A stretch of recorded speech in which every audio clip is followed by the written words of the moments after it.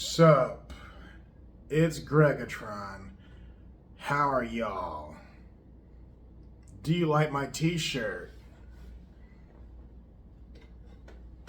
Yeah. Look at it.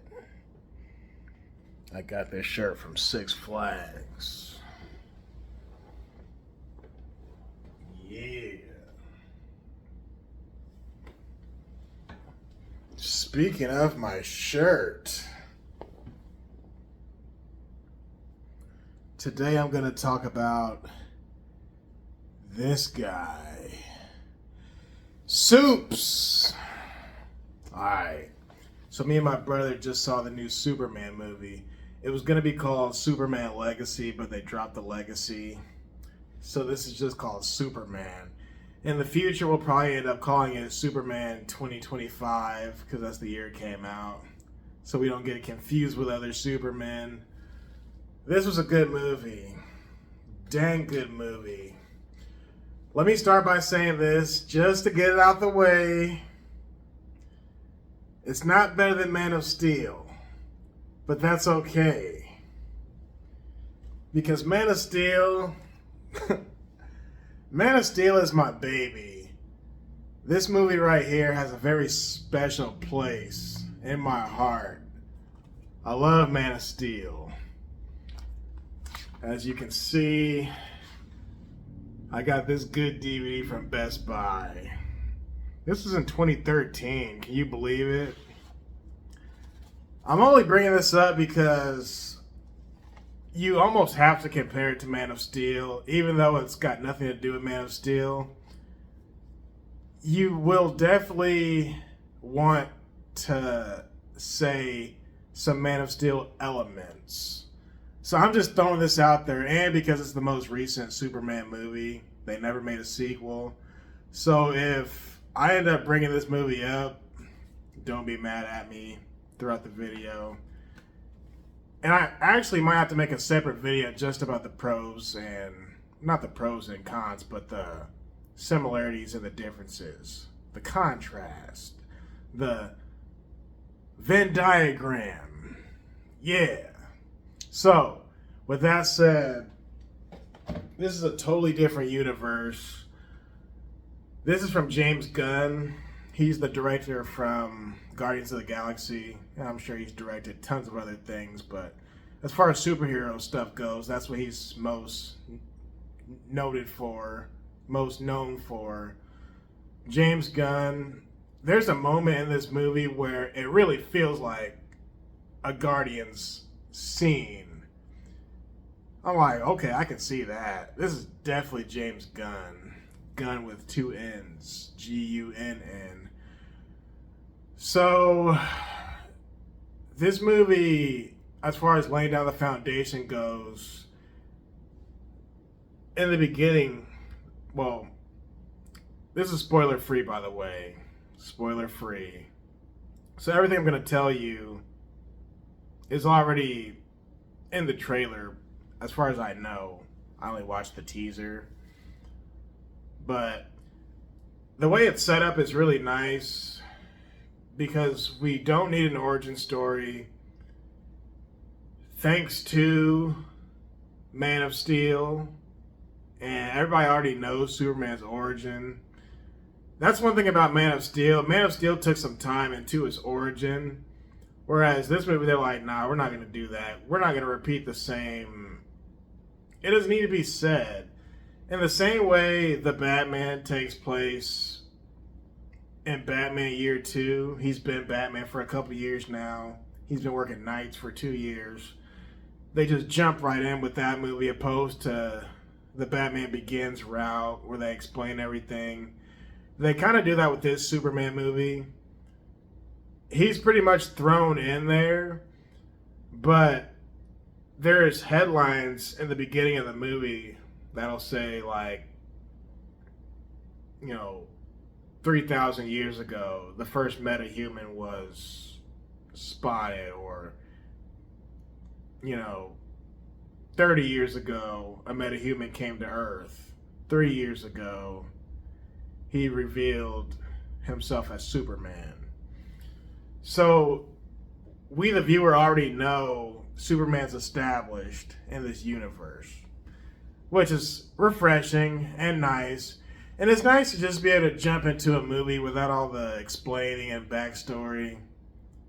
It's like Spider-Man. Do we really need to see him get bit by a radioactive spider again? Right? So opposed to Batman Year 2, this movie is like Superman Year 3. Alright? So the foundation was great. Everybody was caught up to speed. That was great. Immediately. Not to say there's nothing wrong with, or not to say there's something wrong with when they take time into the origin story, but not every movie needs an origin story. Alright?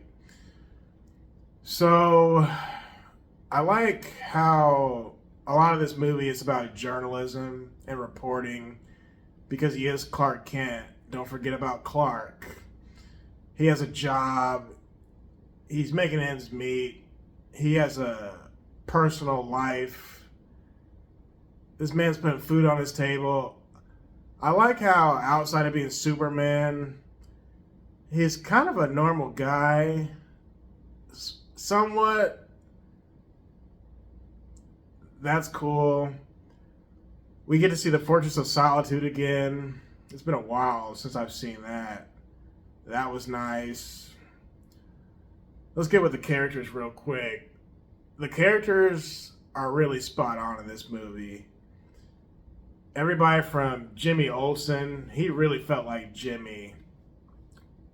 Lex Luthor, he was a good Lex Luthor. Nicholas Hoult, he was the best Lex Luthor I've seen on screen in a while. And I liked his character because it was all about intellect. And I'll get into his story in a little bit, but let me stick with the characters real quick. Superman, Clark Kent, his name was David Corenswet. Young guy, younger than me. I'm 32. This dude's 32. But this guy was born in 93. So I'm like, what the heck? It's weird when the actors are younger than you now. Like, how's the actor playing Superman younger than me? Like, that's crazy, but he really played the role. I really liked him as Superman. He was Superman. He was friendly when he needed to be. He was positive. He was calm for the most part. Well, I ain't gonna get nothing away, but he felt like Superman.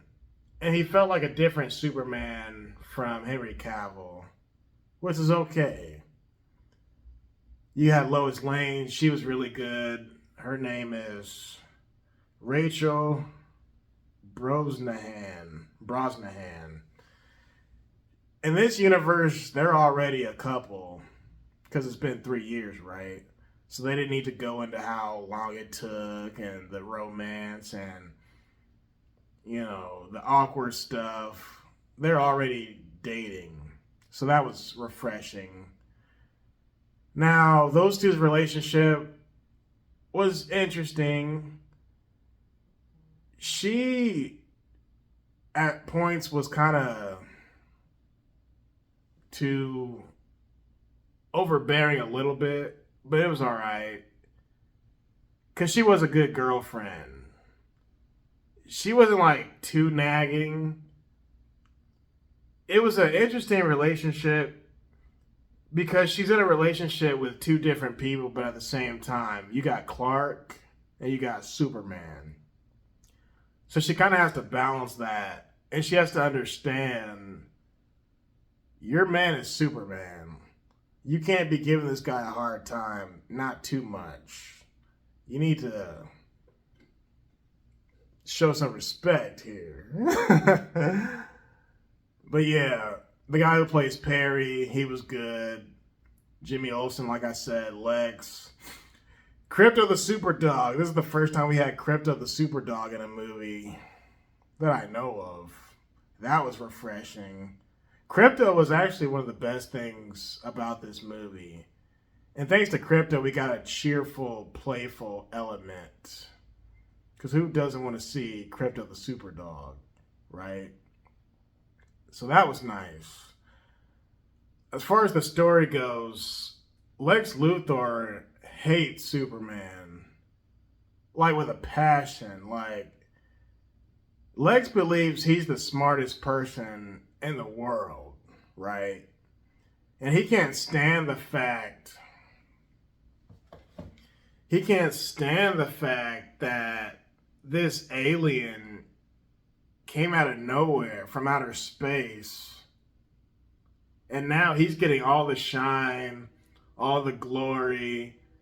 Everybody in the news is talking about it, in the media, social platforms, everywhere. He can't stand it because he believes in mind over matter, brain over bronze. So he's like, why is this dude getting all this glory, all this praise? I'm the one who's a genius. So he goes to an incredible length, I'll say, to make Superman either look bad or to actually defeat him. And the lengths he goes is raw evil. I like this Lex Luthor because not only is he really, really smart, but he is really, really evil. He's ingenious as far as being evil. And he made it known to his staff. He hates Superman. You know what I mean? But Superman just wants to do what's right. He just wants to do good and be good. Lex is like, nah, man, there ain't nothing good about you. You don't even belong here. That was a really nice dynamic. And it's always been like that since the beginning of time. Superman versus Lex Luthor. But this felt different because the tech he used, Lex, and he was an intellectual. He was a thinker. I really like that. Especially in a Superman movie. Like, take Man of Steel, for example. It was more so bronze against bronze with the other Kryptonians he was facing.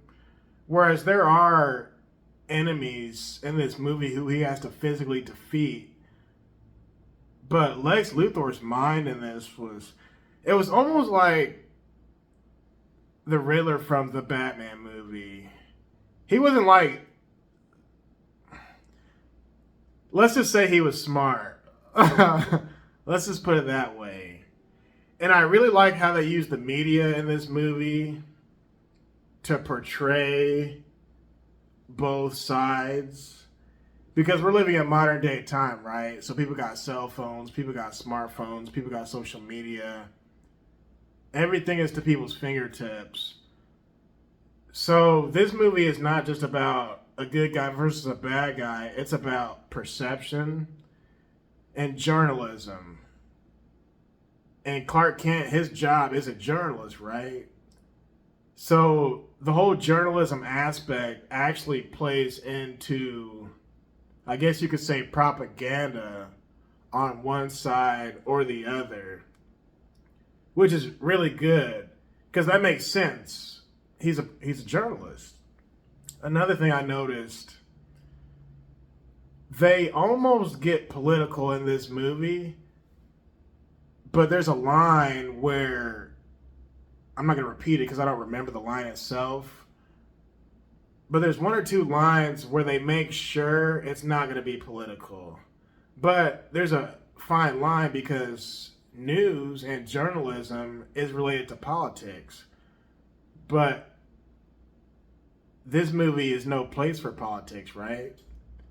And that's great because we're watching this movie to get away from political BS. Because people don't want to hear politics all the time, right? In real life.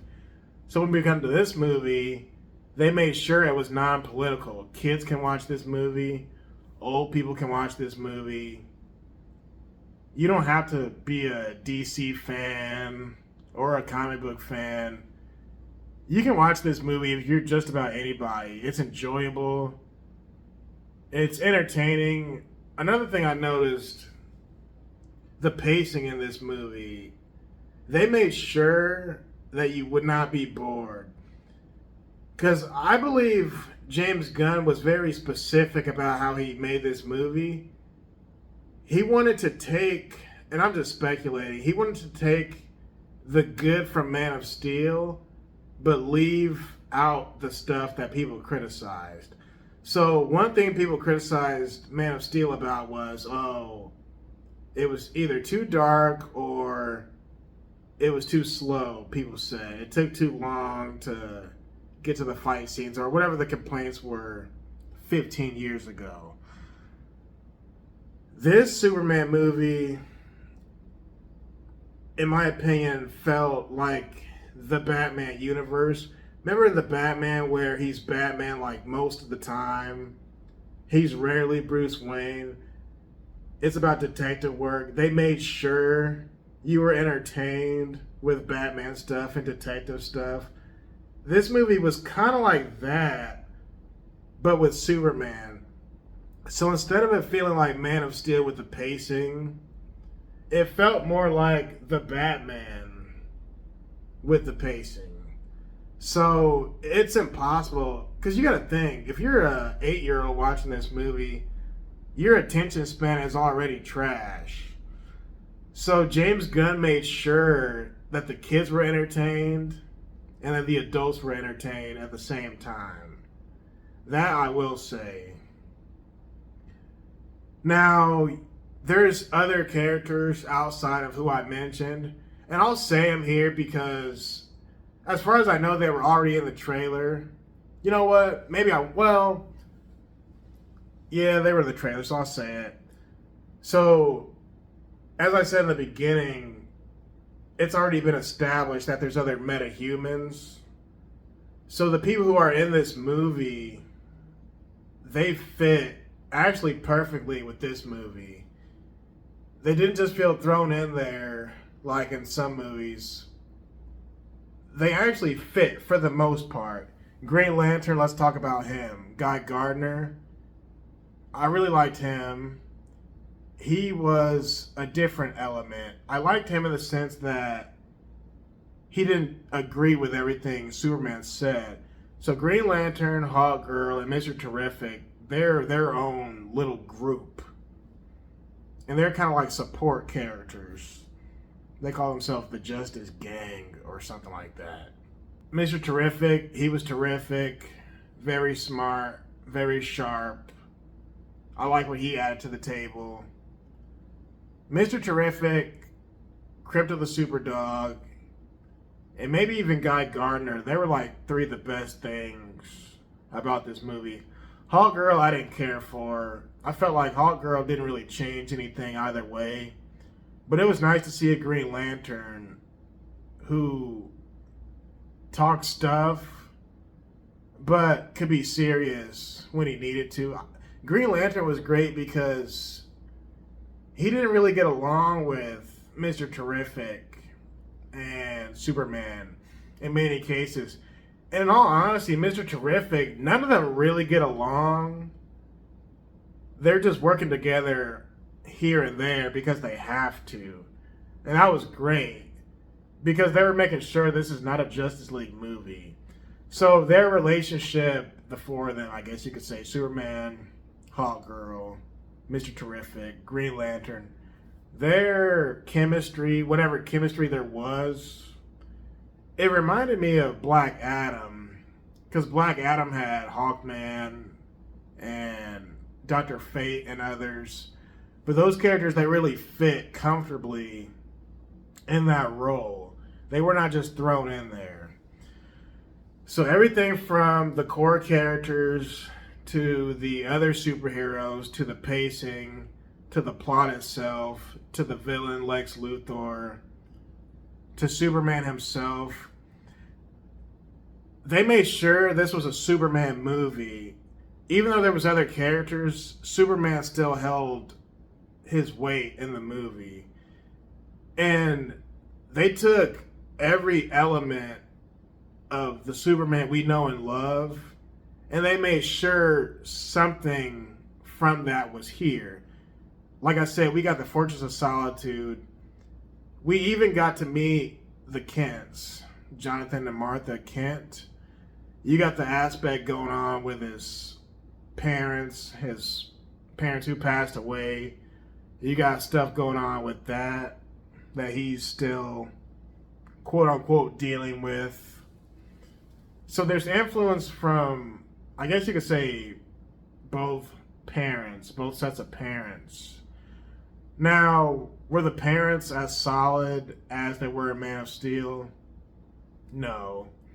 But that's okay. Because like I said, in this movie they were making sure every piece of the pie in the Superman universe was somewhat in this movie. The music was cool. The music fit. It wasn't like noticeable as like in the way Man of Steel was. But I'm definitely I'm gonna have to make a comparison video between this and Man of Steel. Will I get this movie on DVD? Absolutely. Will I watch Man of Steel tonight? Probably. Absolutely. Because I really like both of them. Both of them are so different, but they're both so great in their own way. And let me say this. Had Zack Snyder and WB, had they just not paid attention to the critics back then, it was WB, I believe, this could have easily been a nice sequel to Man of Steel.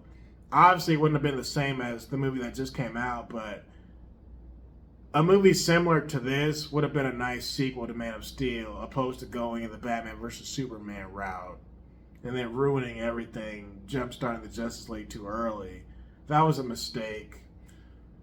We need more movies like this. We need more solo movies that are terrific. No pun intended.